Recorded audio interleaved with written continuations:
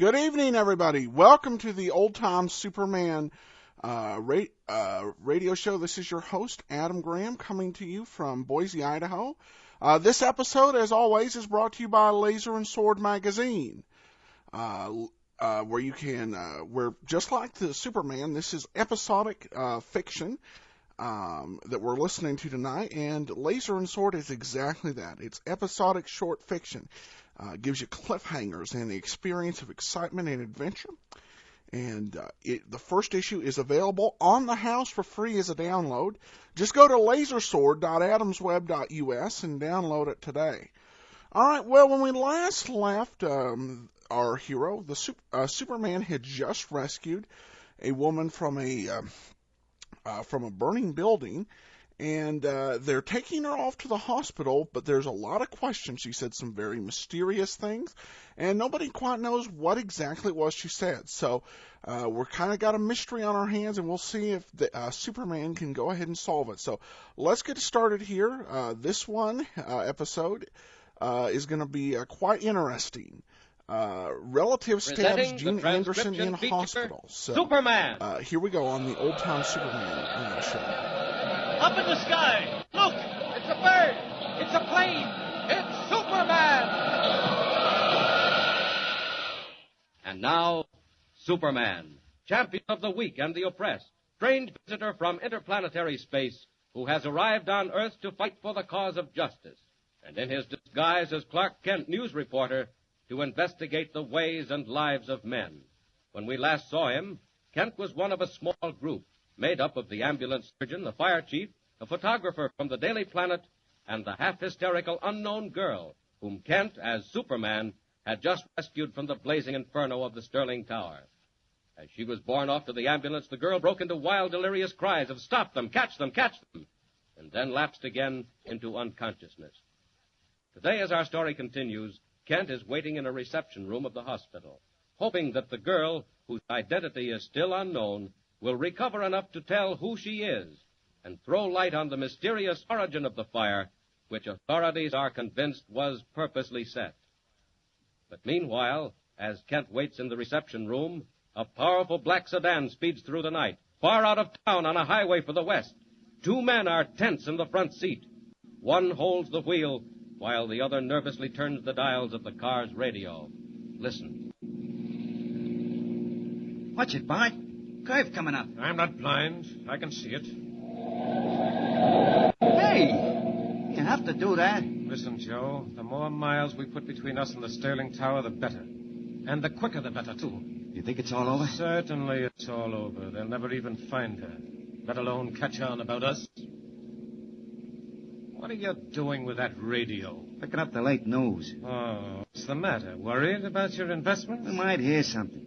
Well, I can tell you one thing. North Star Mining went down.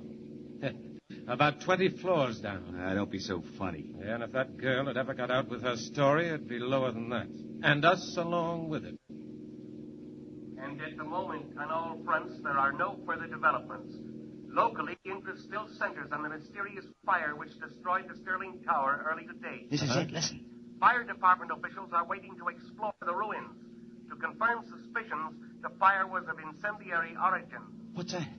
Stop the car. Pull up. Unfortunately, the only victim of the fire who can throw light on this angle is a former secretary employed by the North Star Mining Company. What? Company offices of the North Star Mining Company were on the 20th floor of the tower where the fire started, but the girl escaped under mysterious circumstances. She is now in a critical condition at the city hospital. Escape? She couldn't have. It's not possible. Representatives of the district attorney's office are waiting to question the young secretary if and when her condition makes it possible. Question? Bart, you hear that? Meanwhile, Metropolitan Police are searching for two of the mining company's chief executives who have mysteriously disappeared. Bartley Pemberton, company's president, and Joseph Deneen, treasurer and vice president in charge of operations, both of whom are wanted for questioning. If they... Bart, why'd you shut it off? You want to hear the rest of it? I heard enough, Joe. More than enough. Hey, Bart, where are you going? What What are you turning around for? Where am I going? Where do you think I'm going, you fool? But you're turning back. You bet I'm turning back. Right back where we came from. But you're crazy. We gotta get away. We can't get away. Not now. Not till we fix that girl so she can't squeal. Where did the guy say? City Hospital? What are you gonna do? Now listen, Joe. Pull yourself together. You're in this just as much as I am. I know, but... A couple of that girl's relatives, her cousin and her old uncle, that's you and me, are going to call on her the minute she's well enough and see her alone. We can't. They'll get us. Wait, Bart. Wait, nothing. We've got to get to her before she sees the DA. Now, hang on. Dr.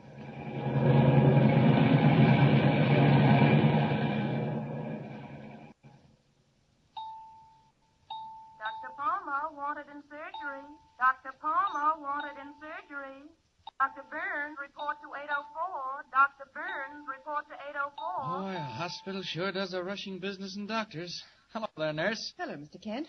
Still waiting around? Oh, sure. I haven't anything else to do. Well, you're all alone now. Huh? What do you mean? Well, the man from the district attorney's office gave it up. Oh? He said to call him when the girl wakes up. How is she, nurse? Think she'll pull through all right? She's pulled through already. It was just shock and smoke. Well, then why can't I see her? Well, she's still a little upset.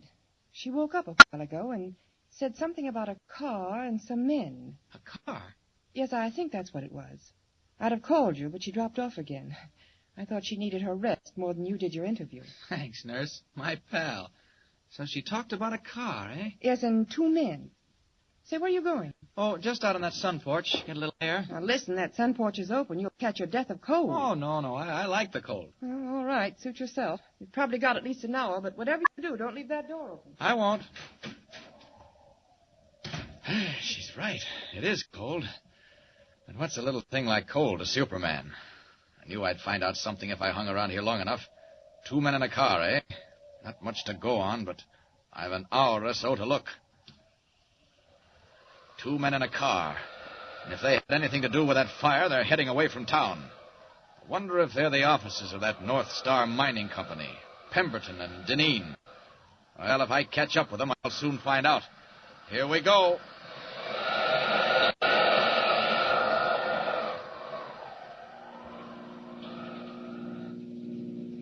Bart, what's the red lights? Don't want to get us picked up now, do you? Shut up and keep your head. We're turning in at this parking lot. Where's the hospital? It's right around the corner. I'll ask the attendant to make sure. Here he comes.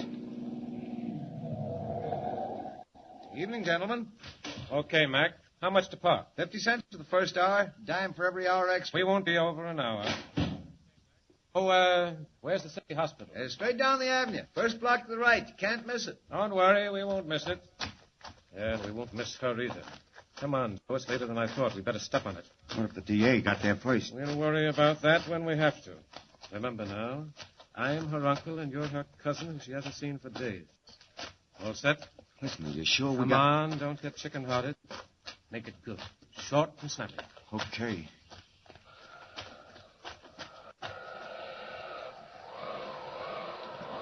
No luck. Looked into 500 cars and haven't found a thing. Either that girl was raving or they slipped by me in the dark. Huh. Wait. There's a car coming up the road with 2 men in it. I'll drop down. No time to become Clark Kent.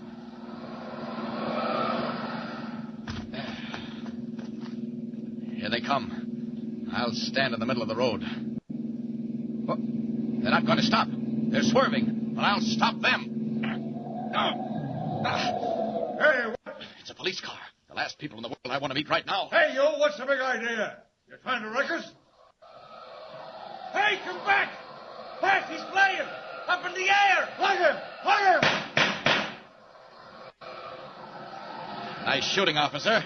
One of those bullets bounced off my chest. Sorry, I can't wait to explain. Got to get back to that hospital. Wasted enough time. That girl's probably ready to talk now. So long. Back to the city.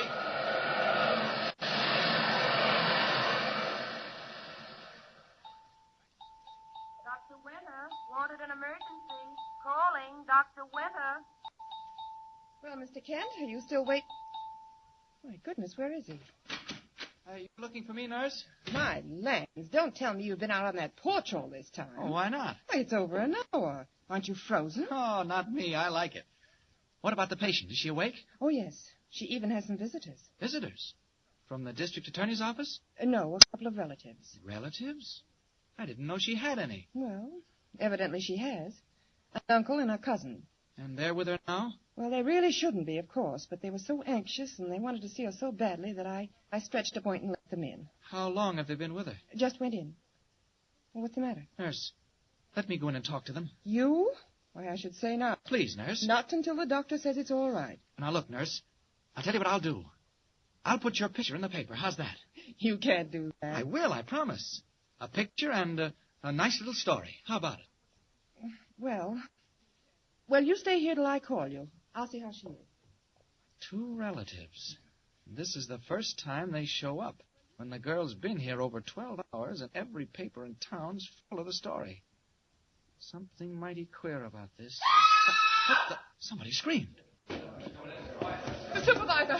Where's the supervisor? Call Dr. Peters, quick! Orderly! Orderly! Which way did they go, Miss King? Dr. Peters, where is he? Call him somebody! Hey, what's going on? What happened? Say, mister, 2 men. They were in one of the rooms. Anybody go through here? No, I haven't seen a sign of them. Hey, wait. What did they do? Nurse says they stabbed a girl. Hey there! Stabbed a girl? Nurse! Nurse, where are you? Oh, Mr. Kent, those men. They weren't her relatives. They went into a room and stabbed her. Stabbed her? The doctor. Miss Gray, where's Dr. Peters? Nurse, how badly is she hurt? Is she dead? I don't know. She's unconscious. Miss Gray, come in here and help quickly. Oh, thank heavens, Dr. Peters. Yes. Here, doctor. Yes, right away, nurse.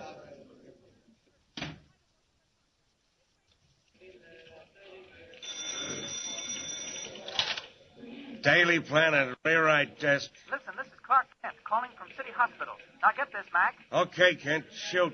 It's about that girl they rescued from the Sterling Tower fire. She's in the City Hospital accident ward, and a couple of alleged relatives got by the nurse and into her room. Relatives, okay. Only they weren't relatives. Nobody knows who they are, but they got into the girl's room and stabbed her. So far, the extent of her injuries is not known. Not known. Listen, is she dead or isn't she? Well, Mac, I don't know. Well, find out, Kent. Find out and call back as soon as you can. I'll wait right here by the phone, and hurry, will you? This sounds like it might...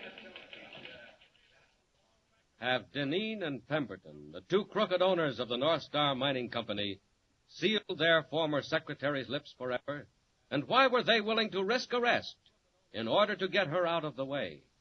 There are startling developments yet to come, thrilling adventures in which Clark Kent and Superman play a major part. Don't miss the next sensational installment of Superman. Tune in with us next time and follow the exciting transcription, Superman. Up in the sky! Look! It's a bird! It's a plane! It's Superman! Superman is a copyrighted feature appearing in Action Comics magazine.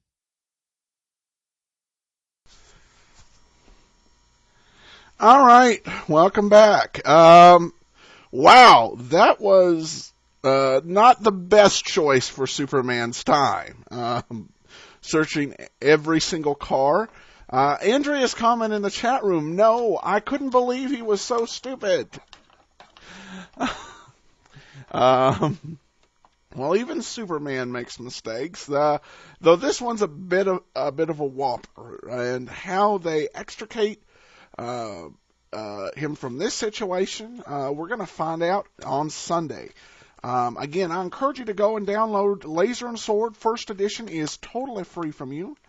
Lasersword.adamsweb.us. Andrea asked, what should he have done? Well, as an expert at being a member of the audience, I would say he should have sat at the hospital and waited to get the information.